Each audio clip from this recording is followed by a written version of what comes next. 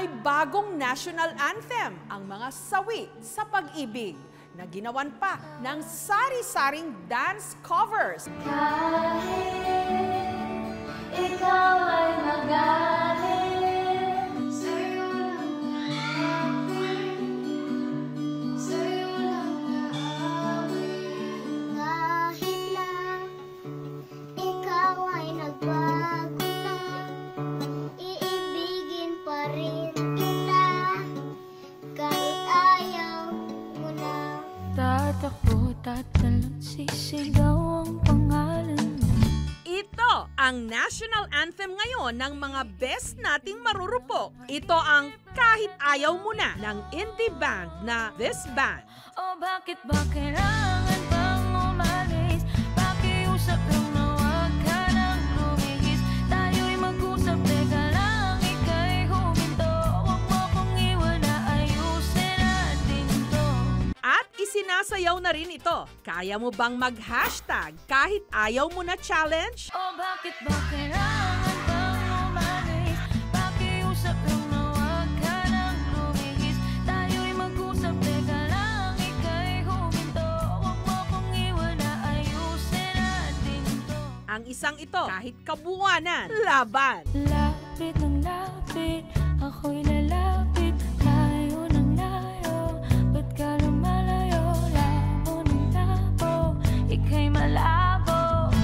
Malabo, tayo'y malabo. Ang pasimuno ng dance challenge, ang fashion designer na si Mimi. Gabing yon, ayan na, may step na ako sa utak ko, ganyan. I-execute ko na lang, kaso wala akong tripod. Pinilit ko yung kuya ko na videohan ako, una nga ayaw niya pa eh. Tapos yun, napilit ko rin naman siya. O bakit ba kailangan pang umalis? Pakiusap lang na huwag ka nang lumihis. Bata pa lang daw, mahilig nang sumayaw si Mimi. Nung high school, parang ano po, pag cheering-cheering, ganon-ganon, eme-eme. Tapos yun, parang sabi ko, gawan ko nga ng interpretative eme. Nag-i-sketch ako, tapos naka-earphones lang ako, ganon. Oh, bakit pa ganon? Parang po sa fashion, minsan yung inspiration galing na sa emotion. Kulwares, nagpaka-martyr ka, pwede ka rin ma-inspire. Sa mga taong martyr, ano nyo na, i-enjoy nyo lang yung moment, pero dapat mag-stop ka sa time na parang ma-realize mo kung ano yung worth mo. Tatakbo, tatalon, sisigaw ang pangalan mo. Iisipin na lang panaginip lahat ng ito.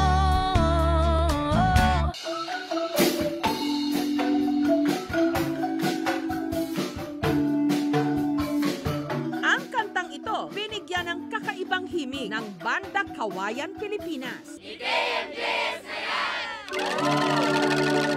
Nung kami nasa PUP, lahat yun 100% yung taga-PUP. Ngayon, nung mag-privatize kami noong 2014, kung saan-saan ang eskwelahan namin.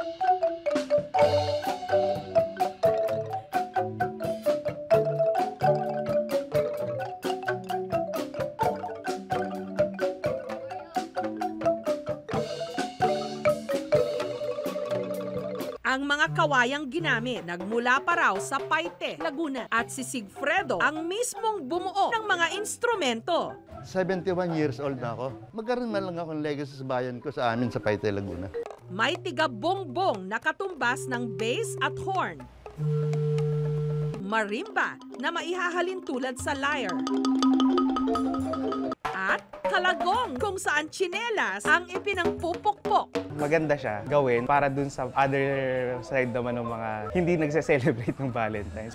Ang kanta, may ibang kurot sa miyembro ng Banda Kawayan na si Justin na inlababo raw sa kanyang kaibigan. Tila nawala raw kasi sa tono ang kanilang samahan matapos niyang magtapat dito. Close po talaga kami dati. Then nung nag-start na po akong manligaw is lumayo po talaga. Nakiusap po ako sa kanya na wag nang umalis, then umalis pa rin po talaga. Pero si Justin, sing tatag ng kawayan na tinanggap ang lahat.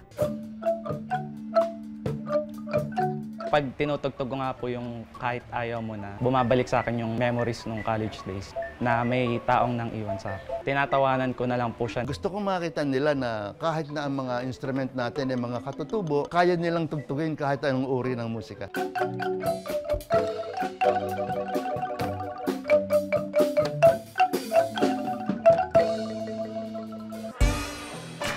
ang lalaking ito. Kahit ayaw nyo na, panay pa rin ang sulpot sa ating mga timeline dahil sa kanyang dance covers na tila nag-glitch o nag-hang daw ang steps. O bakit ba kailangan pang umalis? Pakiusap lang na huwag ka nang lumihis. Ang tinaguriang Big Daddy o Big Papa ng social media, si Dante Gulapa, na kumasa rin sa hashtag kahit ayaw mo na challenge. Dito sa Banana Street sa Potrero, Malabon namin siya natagpuan. At inamin ni Dante, dati pala talaga siyang macho dancer. Hindi po ako naiya na ganun. Kasi wala naman po akong ginagawa. Ano lang naman ako, nagsayaw naman. Saka alam ko naman po yung bawal tsaka hindi. Para po sa pamilya ko kasi nabaon po kami sa utang. Talagang sobra po talagang kami. Yung talagang sagad po talaga kami.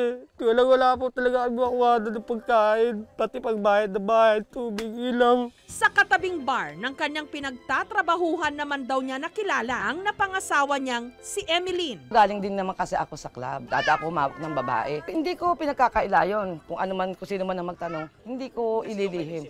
Pero iniwan na raw ni Dante ang pagsasayaw sa bar. Biglang nagka-raid. Ginawa ko, tumakbo na ako ron. Parang sabi ko na-realize ko, dapat ako sana yung nahuli nun ah. 35,000 yung tubos nun. Naawa ko sa asawa ko na kandila lang kami. Tapos inuupahan namin. 3 buwan na kami hindi nakakabayad. Nanalangin lang po ako na sana, Lord, na sana po gabayan niyo po ako.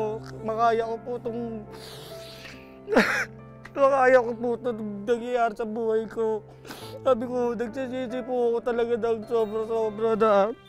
Ngayon, medyo okay lang naman po, sakto. Kumbaga, may maraming racket na Kunyari, may mga nagpapabenta ng longganisa. At ang ginagawa niyang paggiling, katuwaan na lang daw. Yung pagsasayaw na parang nahiligan ko na lang din. Ituturo ko sa inyo yung kung paano gawin yung eagle pose ng Gulapanatics. Apak lang kayo dyan, tapos i-balance nyo. Dahan-dahan nyo ko, yung kamay, yung paa, nakagito. Tapos sabay-sabay nyo i-wave na gano'n. Parang lumilipad-lipad lang kayo. Yung mga ginagawa niya na yan, against talaga ako. Number 1, puro babae mga anak ko kasi. Nasasagwaan ako. Kaya nagtaka ako bakit siya sumikat ng ganyan. Hanggang sa isang araw dumating na napagod na rin ako. Pinabayaan ko, balak sa buhay mo. Buntot mo, hila mo. Bumalik at muli ka ring aalis. Tatakbo ka ng mabilis. Yayagapin ng mahigpit. Ang mensahe ng kanta, bagay rin daw sa kanilang mag-asawa. Emeline, kahit na ayaw mo na, nandito pa rin ako. Strong pa rin tayo. Sa araw na ito, may mga humahamon kay Dante sa sayawan. Ang heartthrobs ng romantic comedy na Toda One I Love na pinagbibidahan ni Kylie Padilla. Ang kanyang mga leading men, sina Ruru Madrid at David Licauco. Dante Gulapa, hinahamon kita. Asan na po si Dante? Hey, what's up, man? Uy! Nice idol.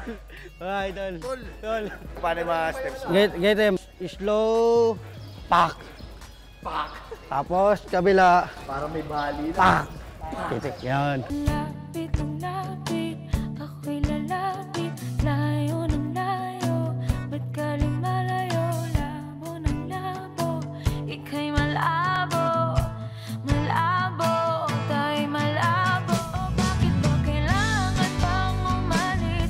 Pakiusap lang na huwag ka nang lumihis. Tayo'y mag-usap, teka lang, ika'y huminto. Huwag mo akong iwan na ayusin natin to.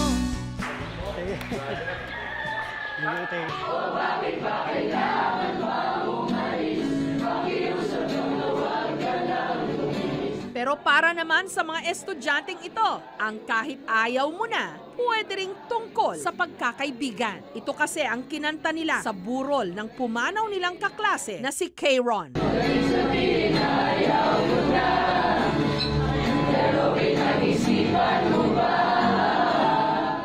Sariwa pa raw sa mga alaala ng ina ni K-Ron na si Lenny kung gaano kahilig sa musika ang kanyang anak. Pag lang ginagawa, yun, nagigitara. Pag nabutan ko siyang gising, pag timpla niya ako ng kape, ma, anong gusto mo? Gatas o kape? Subalit nitong November 24, bigla na lang daw nang hina si K-Ron. Makalipas lang ang 4 na araw, si K-Ron namatay dahil sa dengue. Sabi ko sa kanya nung nakausap ko, Kieran, dengue lang yan. Kaya mong labanan yan, magpalakas ka. So hanggang sa hindi na siya humihinga sa sarili niya. O bakit ba kailangan pang umalis? Yung bawat lyrics po, daman-dama po namin. Kahit ayaw mo na, dun po sa line na yon, kahit hirap na po si Kurt, lumaban pa rin po siya. Kaso po, hindi na po talaga niya kinaya. Mahal na mahal ko siya kahit na iniwanan niya na ako. Siya pa rin yung best boyfriend para sa akin. Sa araw na ito, muli nilang bibigyan ng tribute si Kayron.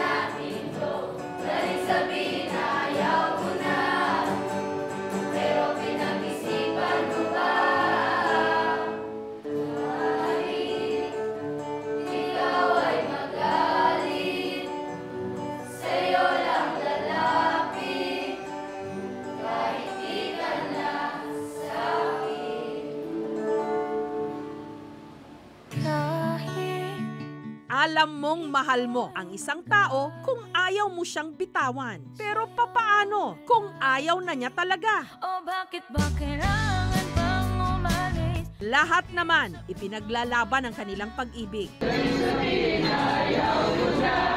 Sa ayaw man natin o hindi, kailangan pa ring magtira ng kaunti para sa sarili. Kahit di ka na sa'kin. Thank you for watching, mga kapuso. Kung nagustuhan niyo po ang videong ito, subscribe na sa GMA Public Affairs YouTube channel. And don't forget to hit the bell button for our latest updates.